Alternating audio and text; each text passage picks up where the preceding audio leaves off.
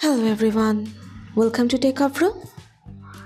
Today in this video, I'm gonna show you how to set professional mode in your Facebook. Before starting the video, please subscribe to Techavro. So, let's get started. For this, you have to open your Facebook.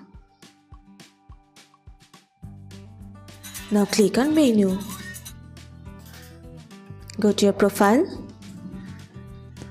Here you can see 3 dots. Press on this. Now you can see here turn on professional mode. Click on it. If you want to set your Facebook professional, you just have to press on turn on. That's it. So this is how to set your Facebook professional.